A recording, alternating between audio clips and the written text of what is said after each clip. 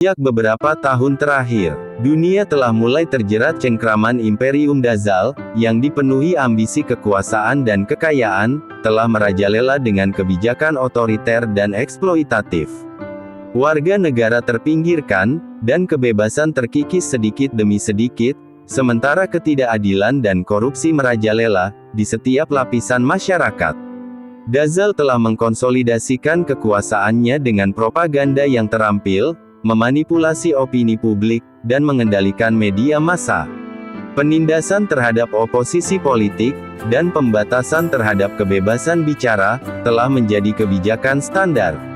Sementara itu, eksploitasi sumber daya alam dan ekonomi yang tidak adil, telah memperkaya segelintir elit.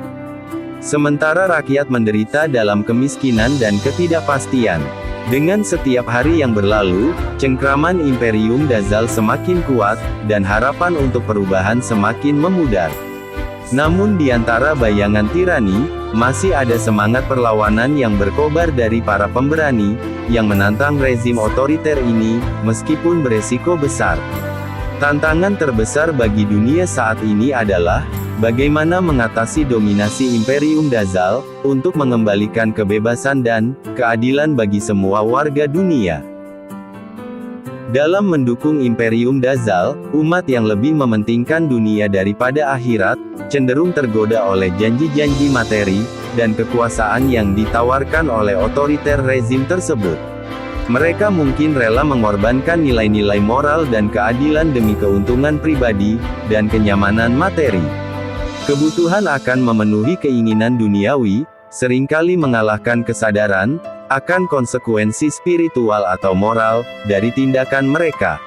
Para pengikut yang lebih mementingkan diri dan dunia, biasanya lebih mudah dipengaruhi oleh propaganda, dan manipulasi informasi yang disebarkan oleh penguasa jahat tersebut. Mereka mungkin tidak peduli dengan penindasan terhadap oposisi, atau pelanggaran hak asasi manusia, selama kepentingan pribadi mereka terpenuhi. Sikap egois ini dapat menyuburkan budaya korupsi dan ketidakpedulian terhadap keadilan sosial. Namun, tidak semua yang mementingkan diri dan dunia bersedia mendukung Imperium Dazal. Ada yang tetap mempertahankan nilai-nilai moral dan keadilan, bahkan jika hal itu berarti menghadapi kesulitan atau penindasan dari rezim otoriter. Konflik internal antara kepentingan duniawi dengan nilai-nilai spiritual seringkali menjadi ujian bagi individu dalam menghadapi kekuasaan tirani seperti Dazal. Dalam Imperium Dazal, paradigma terbalik, di mana perilaku licik sering dianggap sebagai keunggulan, dan tindakan curang dianggap sebagai tindakan efektif untuk mencapai tujuan. Individu yang pandai dalam manipulasi dan tipu daya, dianggap sebagai tokoh yang cerdas dan berharga. Sementara, mereka yang jujur dan setia, dianggap lemah atau bodoh. Kultur ini memicu penyebaran korupsi, dan ketidakjujuran di lapisan masyarakat, di mana kecurangan menjadi alat yang dominan, untuk meraih kekuasaan, kekayaan, dan prestis.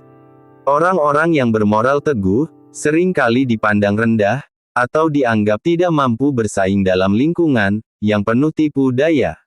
Dalam konteks ini, perjuangan untuk memperbaiki masyarakat menjadi lebih sulit karena orang-orang yang berusaha untuk merubah keadaan seringkali dihadapkan pada dinding kecurangan dan pengkhianatan. Namun, di tengah kekacauan moral ini, masih ada harapan karena kebaikan dan kejujuran tetap merupakan kekuatan yang tak terbantahkan dalam jangka panjang, meskipun sering merasa tertindas dalam waktu yang singkat.